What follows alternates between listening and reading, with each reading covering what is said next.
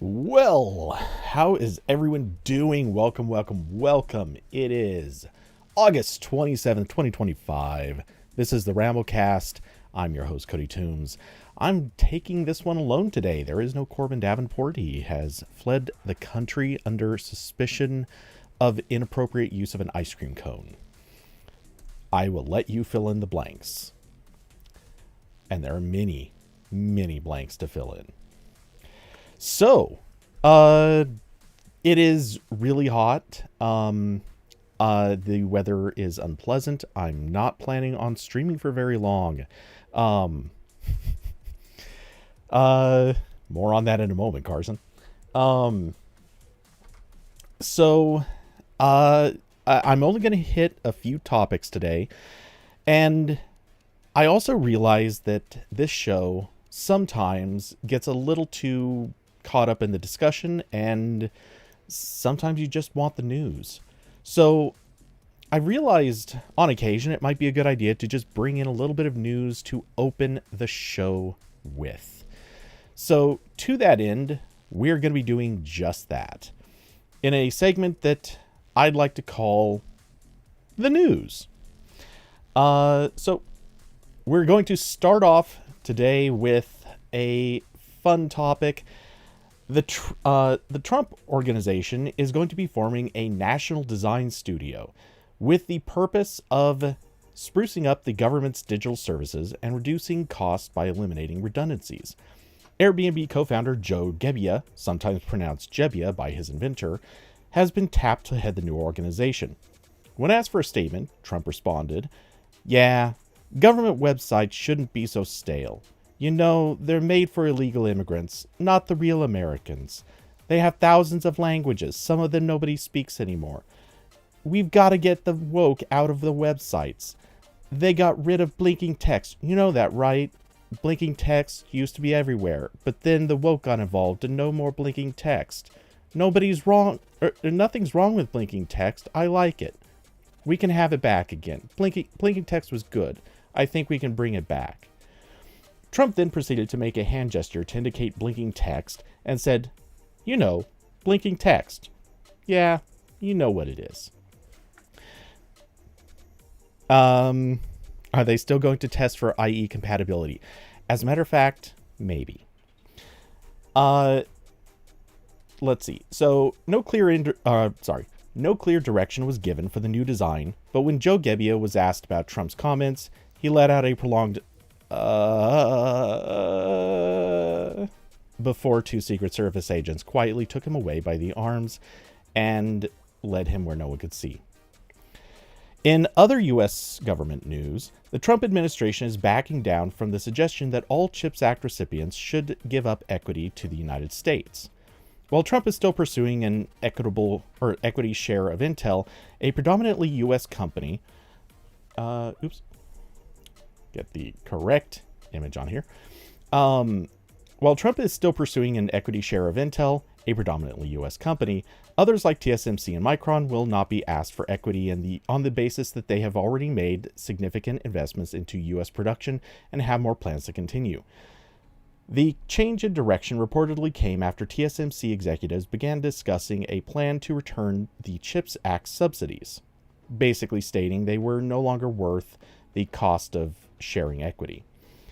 Intel CEO Lip Bhutan reacted to the swift decision by tweeting, "Is it Taco Tuesday already?" And finally, in business news, also related to the president, his new MVNO, Trump Mobile, has been spotted with another unusual phone in its marketing. As many of you may remember, the first phone to appear in marketing was the Revel 7 Pro 5G, a T-Mobile exclusive model. The logo on that phone, of course, had been removed, the T-Mobile logo, and a Trump Mobile logo replacing it. More recently, an Instagram ad depicted an iPhone 16 Pro Max, again with the Apple logo replaced by that of Trump Mobile. In the most recent ad, it now has the Galaxy S7 Ultra, S25 Ultra, my bad, and this time, instead of replacing the company's logo, they are going to be using, or they did use, a case by Spigen You can see this here in the very zoomed in view. The logo of Spigen is mostly covered up. And again, the Trump logo has been placed on top of it. In response, Spigen was asked what was going on, and their reaction was to tweet, question, question, question, bro, what? I don't have a joke here. I didn't have to make one. This is just funny enough. Let's be honest. That brings us to the end of the immediate news. We'll see if I ever do this again. But, okay. So anyway, had to have some fun with it, right? You know. Anyway, so if you guys like that, we may do this some more. And if I can, I'll get Corbin in on the jokes. Let's see. So you guys like it? Okay. I freely admit, because you did it, David, you said that you thought you were watching an SNL skit. I fully, completely had Seth Meyers in mind as I was writing and coming up with the jokes for that. Anyway, so on to somewhat more typical RambleCast content. I immediately had to... Actually, you know what? I'm going to switch the order of these already. So, let's see. I'm going to have to call out this one because it's both probably the scariest and least scary news of the week. Google is possibly going to be taking some interesting pot shots at sideloading.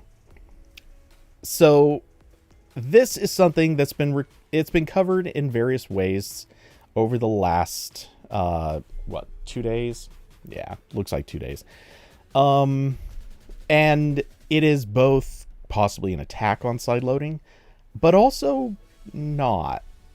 It smells kind of like something that Apple actually does now, called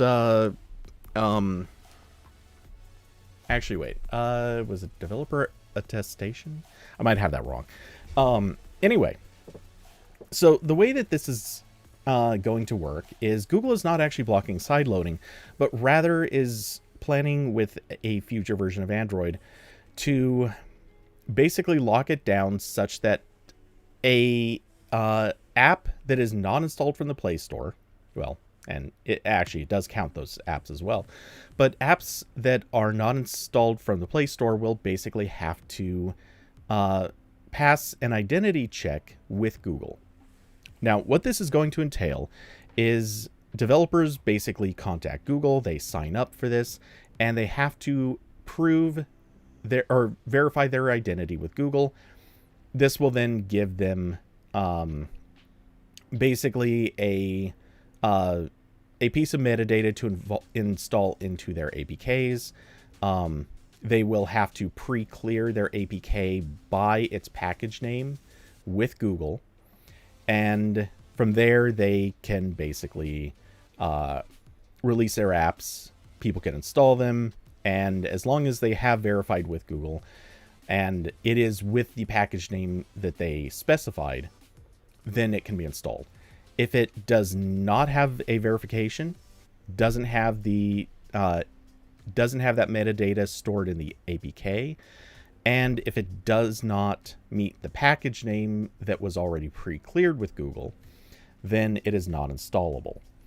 Now, obviously, this is going to pose some interesting questions about what exactly is the plan with conflicting package names, because truthfully, that actually happens a lot. And I'm very curious what the story is going to be for developers proper. Like, what is actually going to happen here where developers are literally just building code and installing it? I fully assume that question is answered somewhere. I just haven't seen any specific documentation to it. And truthfully, I'm assuming that it's probably going to be based on, if not still using the exact same process that it already had, where basically the compiler just attaches a debug key of its own. It is locally generated, and because of the nature of it, when it installs, it basically is installing a certificate to the device, or I believe clearing with the device that it is okay, at which point the device basically says, yeah, I get it. This is just the developer testing on their own devices.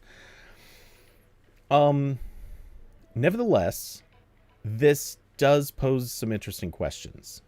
So also, what happens for developers in countries where identification is actually kind of difficult? For those that don't know, if you are living in many countries, it's already very much a problem that chances are people don't have credit cards. Fun fact, even state issue ID is not a universal thing in all countries. And even in a lot of countries that do have it, it's fairly common that a lot of people just don't. So, yeah, realistically, this will not actually work in every country, just on the basis that there will be a lot of developers who simply don't have a way to verify their identities. And I'm not sure if identity verification is even connected to this system, but everything I've read seems to suggest it is. And so this could be problematic for a few people. Further raising the bar is, what about things that are supposed to be distributed basically open source? It just kind of feels weird forcing some random open source developer to connect their identity to this when frankly they shouldn't. So this is possibly going to be a problematic move. We'll see. Google is doing a lot to downplay this, basically trying to say it's no big deal. We protect your identity. We're not going to be sharing it with anybody, which, by the way, at least this is going to be better than the Play Store, where in the Play Store you have to share a real physical address, contact details, so on and so forth. The situation with the identity verification is nothing like that. All it's going to do is basically give a private key, or I believe it's, or sorry, not a private key, but it basically is going to give you a key that verifies the app against the package name, and basically is just sort of Google's way of saying, yep, we verified them. We trust us. We're saying they're okay. Which is funny because there's really nothing in here that actually explains what this is truly meant to achieve. Their explanation was, or rather their inference was, that this was about combating malware. If I remember, it was, according to their statement, or their quote-unquote recent analysis, over 50 times more malware comes from internet sideloaded sources than apps through the Play Store. Okay, but this identity verification system does not require developers to actually upload anything. Nothing is passing through Google's servers except for identity. And the identity, let's be honest, in a lot of countries is also easily faked, or at least unimportant to a lot of people. So, it wouldn't be the craziest thing for people to just go steal a bunch of identities to hand into this system. And so a developer can submit that information, get the key to include in their APK. They now appear to be verified. They can still release a APK with malware in it, and then a bunch of people have malware. And after the fact, Google can notice this, say, oh, yeah, okay, then let's block this identity, to which somebody just replaces the identity in their app, put a different package name on it, put the different identity in, redistribute app. This is going to work all over the place. There's nothing about this that's actually going to stop or even really significantly limit malware. As it stands, Google already has the ability to identify a lot of things and basically uninstall them remotely. So what's the difference? I can't actually find one. This system is not really going to help. I mean, it'll help in the sense that after thousands, tens of thousands, hundreds of thousands of people already have an infection, congrats, you can stop it from getting to more. But by that point, the bad actors already moved on. They don't care about that release. They will have 10 more that follow it. So yeah, I'm feeling like this is really one of those, it sounds like a nice idea sort of ideas, but it's not actually going to accomplish much. Diablo, possibly something that law enforcement could use. Maybe, but again, in some countries, I think that's realistic. If you're trying to use this in, let's say, look, I'm gonna try to be, I'm not trying to be derogatory as I say this, but just being realistic here. If you're in, let's just use, because it's been in the news a lot lately, let's just use Uganda. Identity theft, I have to assume, is relatively common there, or at least it would be if anyone has a reason to do it.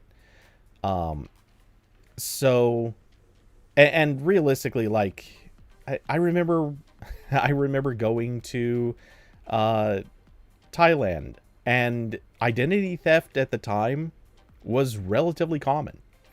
It was actually a pretty well-known issue there. And there are other countries where identity theft in various forms just happens regularly. I kind of feel like this could be an issue where, like, what is law enforcement going to do? They're going to, show up to some random house or apartment to someone who supposedly distributed malware, and lo and behold, it's like some 80-year-old who has never owned a computer or even a smartphone before. I have a feeling that sort of thing is going to happen. So this probably, I mean, it could work, but I don't think it's going to. And, obviously this could also vary by country. But I think one of the other things that if you could look at these stats, I'm just guessing here, but I bet this is true. The issues of malware appearing in, let's just say, the United States, the UK, or really any of the... Alyssa, you missed the opening of the show. Let's just say it makes sense. Also, no one's commenting on the fact that the tie is, like, not tight. Like, this is loose on purpose. Also, I know it probably doesn't show up super well, but tie clip. Anyway. So, where is that malware happening? Like, where is the abundance of that malware? My guess, it's probably much heavier in India, much heavier in Africa, or rather, most African countries. I imagine it's probably really, well, this probably doesn't make a large portion of it, but anyone who's using a phone through a VPN in a country that otherwise blocks Google Play, I'm glad people enjoyed that. Let's see. And Alyssa, actually, I think you'll probably particularly enjoy it. So let's see. That's the thing. I don't think that the malware problem is particularly high in the US, largely because the overwhelming majority of people in the US using Android phones are using phones and getting their apps through Google Play. If they're not getting them from there, it's probably overwhelmingly that any other app store they're installing, it's either going to be F-Droid. They would have used the Amazon App Store. It might even be that one that's for adult games. I can't think of the name of it right now. I just remember hearing about it. Yeah, these are and that, by the way, is a legitimate company too. And I think I could be wrong on this, but I think their store only serves games that they made or are made through partner studios or something. Anyway, and one of these days, I'm pretty sure Epic is also going to join this fray. And hopefully Humble Bundle figures it out and also gets an app in the App Store someday. We'll see how these go. But if you're getting an app installed in the US, or if you are in the US and installing an app, chances are you're probably using apps from credible app stores where they're actually checking on things like that. I think the issue has to be more commonly in, again, I feel like this is for India. I know they don't say it anywhere, but I almost would have to bet that this is intended for India. It's intended for other countries where it's a lot more common for people to just go install a random app from whatever random website. I did just have a funny thought, but I'll get to it in a second. And I don't think that this is aimed as much for just the countries where installing random apps off of websites is kind of uncommon. So the one company that it occurs to me is really going to have a problem with this, DJI. For those that have never used any DJI hardware, and this can include their smartphone gimbals, their action cameras, you really don't need to do it with this one, but the pocket cameras, they're like little mini gimbals with a camera, with what is effectively one of the drone cameras on top of it. And also, if you're using a drone that has, or if you're flying a drone where you're using your smartphone to control the drone through a controller, like you connect your smartphone, it works as a touch screen on the controller. In any of these scenarios, you are installing a DJI app that you download from DJI's website. DJI technically has apps in the Play Store, but they don't control anything recent. They have not been updated in years. The reason for this is pretty dubious and honestly, like, highly suspicious at this stage.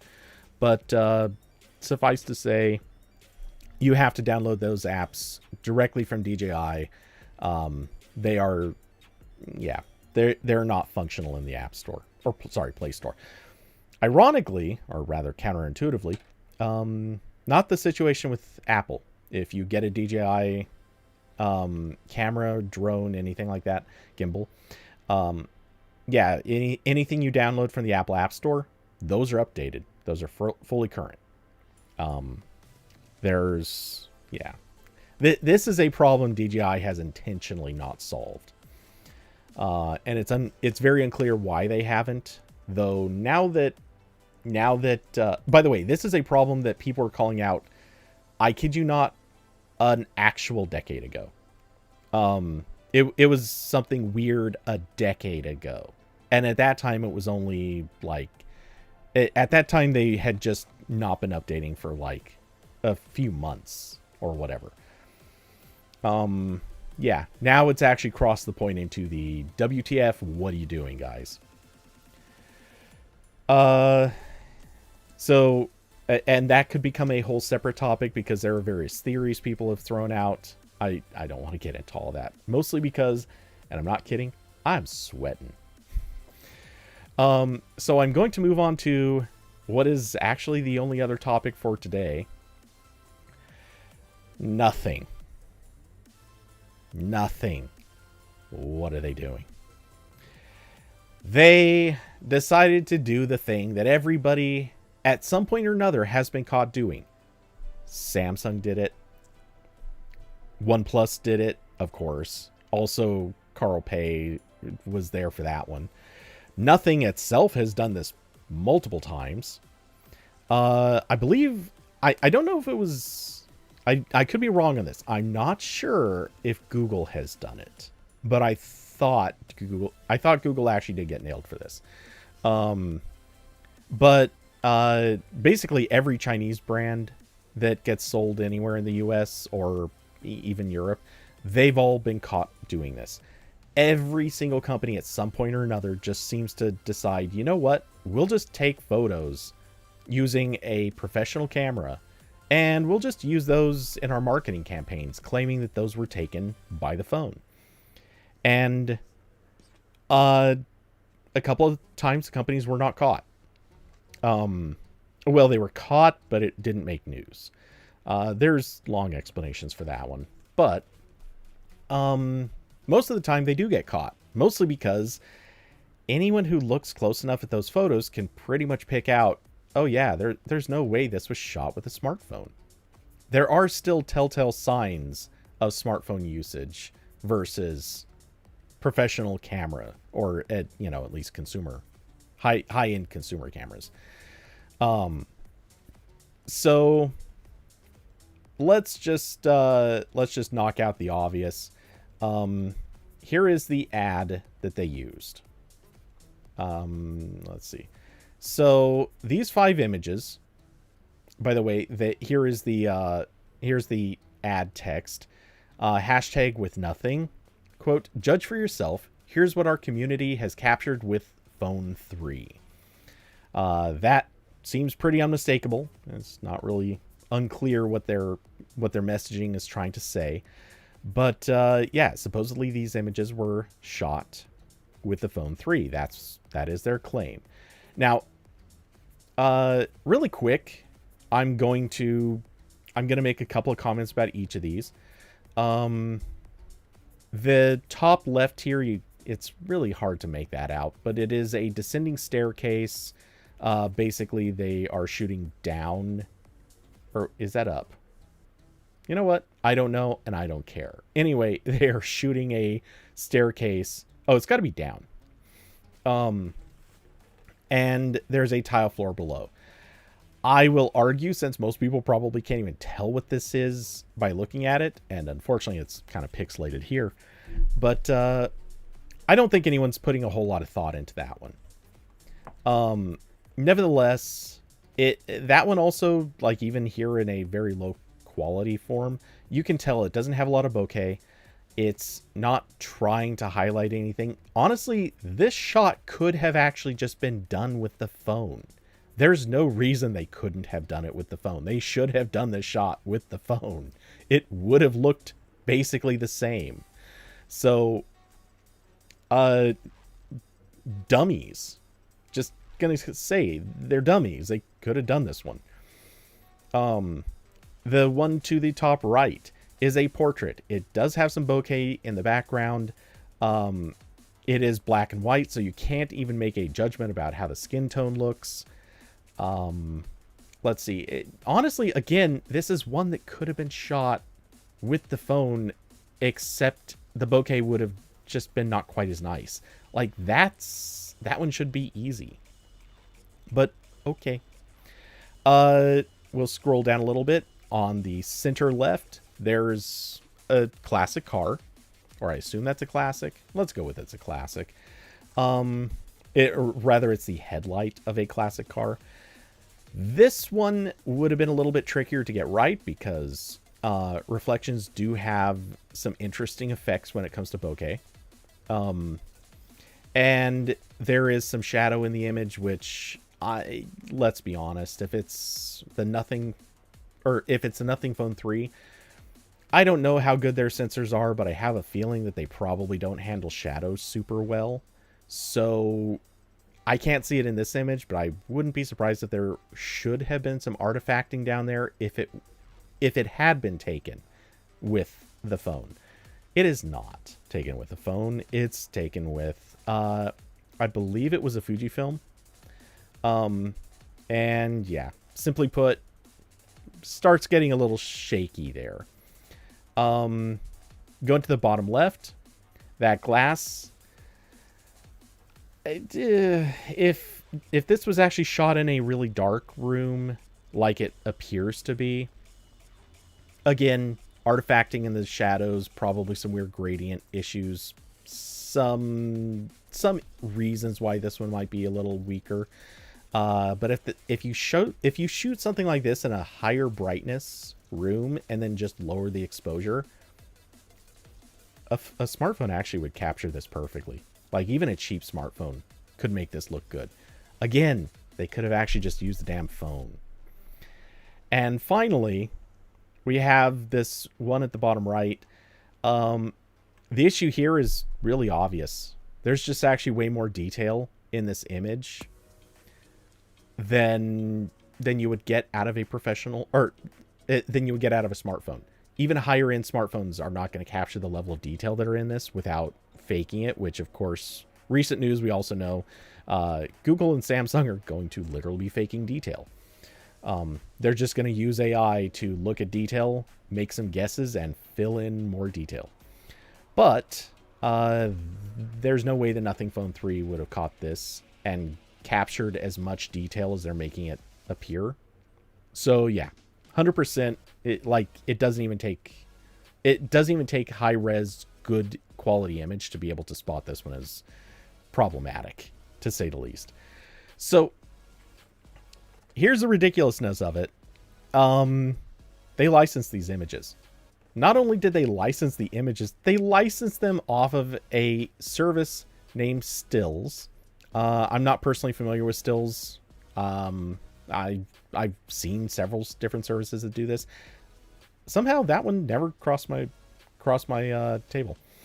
But yeah, they licensed them. Notably, did not pay for exclusive rights, which is kind of a bad choice. Like, if you're trying to cover your tracks here, you just pay for exclusive rights. Get the images off the site so no one else touches them. Or, pay photographers to just take good images and then pay them to never release the images. Like, you can do that. Why they even paid to license existing images is madness to me. But that's part of how they got caught, is you can literally find these images on the Stills platform. Not only that, but they've contacted some of the photographers. I believe there was 2, maybe it was 3. I'm unclear on that. But they've contacted photographers. The photographers confirmed, yep, those are in fact our images. Let's see. Oh, yeah, okay. And actually really quick, let's pull it up. Here are the images on the website Stills.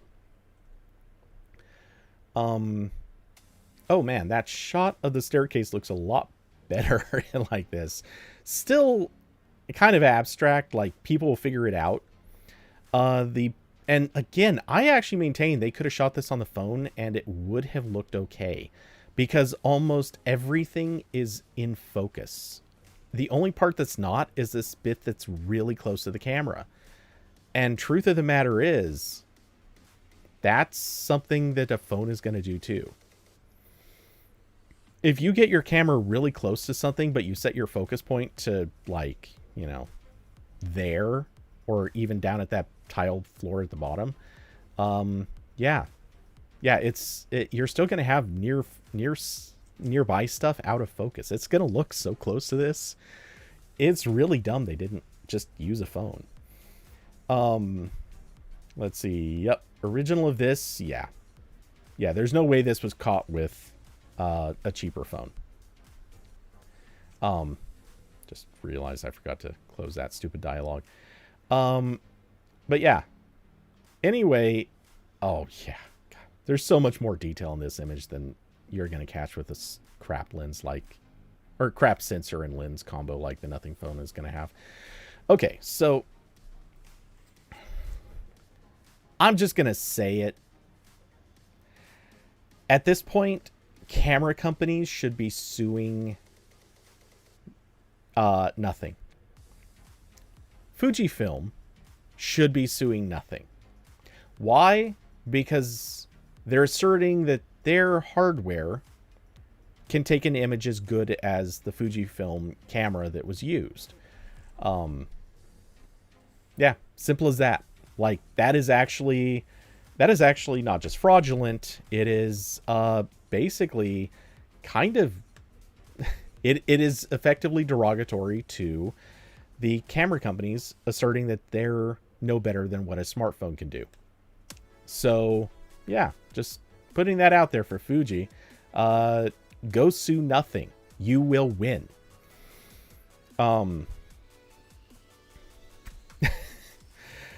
Which, yeah, I know. They're never going to do that, but they should. Honestly, they actually should.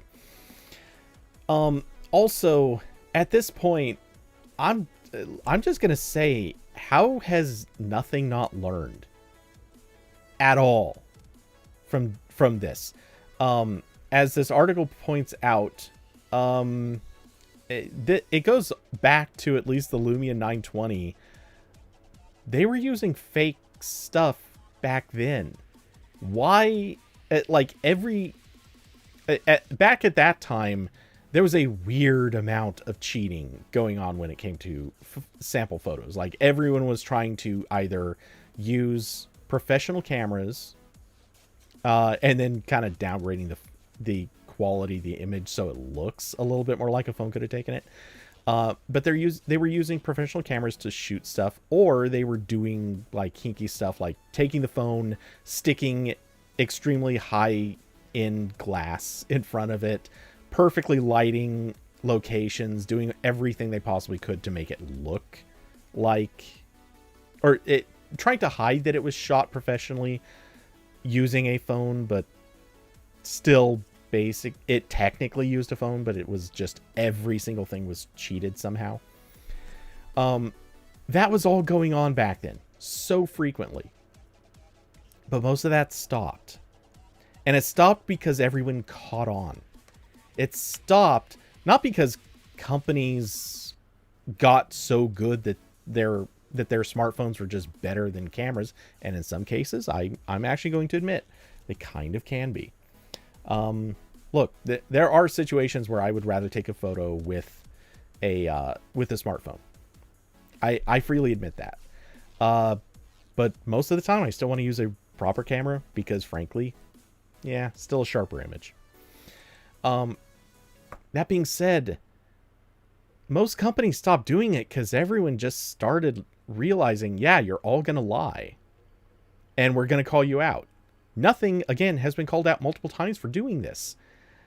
Carl Pei, in particular, has been called out multiple times for doing this because he was there for it to happen with OnePlus. Like, this is becoming enough of a problem that that by now every company should just know this is a stupid thing to do. So why is this one company still doing it? Now, they did try to rationalize an excuse. They claimed that what had actually happened is these were placeholder images that were intended to be replaced with the smartphone taken images later. Again, they licensed them. I've worked in companies with advertising departments. I know what placeholder images look like. First off, they usually don't grab them from actual sites. A lot of times they use literal placeholder images that have like the word placeholder on it or something. They don't do this. They don't pay for those images. Or they'll do something like they'll go on Getty Images, download the ones that are watermarked into oblivion, and they'll put those on. They'll do anything like that, but they never pay for the images. But nothing paid for these images. Why? Come on. You didn't have to. So, yeah, this is a pretty shameless effort to lie. It was a low effort to lie, because they literally just went onto one site, grabbed up a few different images, paid for them, and decided to stick them in their ad. Come on. How? Why? You can do better. It's not even hard. It's so much easier to do better. I'm sorry. Again, like half of these images you could have taken with the phone and no one would have even spotted a meaningful difference. And the other half of the images, okay, well, you got a problem there. But fine, just find a few other things that you could have shot with the phone that look okay, that look nice. They don't have to be as perfect as these. They can just look good. That's the point of this. I'm blown away. It's hard to believe somebody is still doing this. This is like some 2013 BS. You can do it, guys. It's okay. Just do better. Like, try to actually take images with your phone. You can do it. Pay. Here's a little trick, because this is real. Go out onto a reasonably busy street and yell very loudly. Are there any unemployed photographers looking for $100 right now? You'll find someone. They're out there. Trust me. AI has ruined things for a lot of photographers. And not only that, photography was already kind of becoming one of those rough businesses. So just go out there and yell that out. And are you necessarily going to find an actual professional photographer right away? No. But you know what you will find? Wannabe photographers who basically lived on Instagram. Yep, they're out there too. You'll get someone. Just yell that out and say, hey, here's our phone. We're gonna have an armed escort with you, but we want you to go around the city this afternoon and just take some really nice photos. Try to copy these samples that we've got here, but take photos like this. That's it. That's all you got to do. Go take some nice photos. For $100, you have your ad campaign, because chances are even that crappy Instagram photographer can take photos at, maybe not as good as these. Honestly, probably better than a lot of these, because most of these, I'm not trying to take pot shots at the photographers themselves, but a lot of these are really not that remarkable in terms of like framing or composition. Some are nice.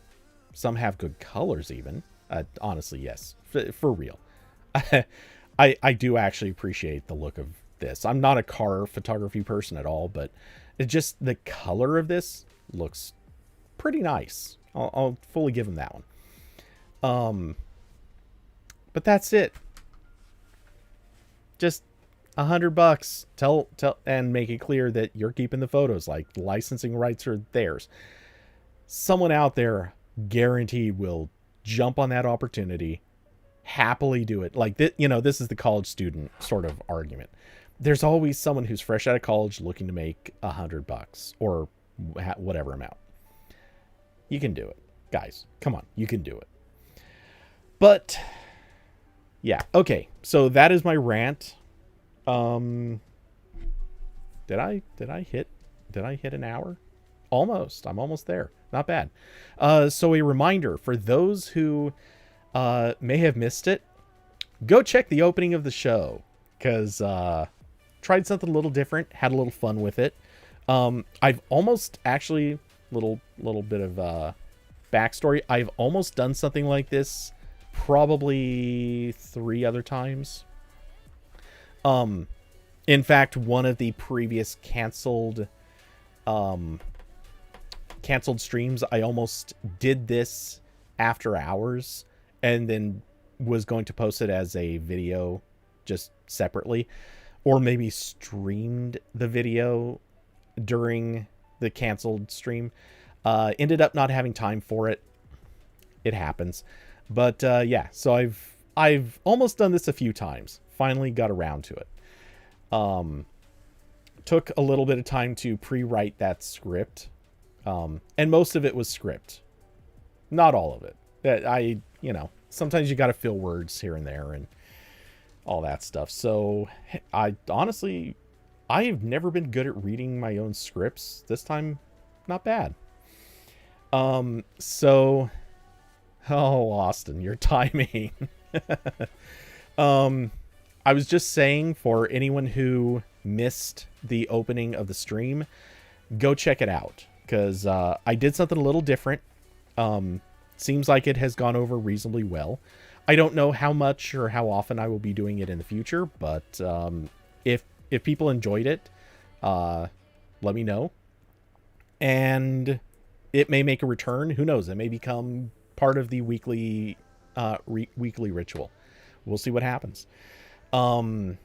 Otherwise, let's see. Pretty sure about to do all the outro stuff. But I'm trying to think if there's anything else to mention first.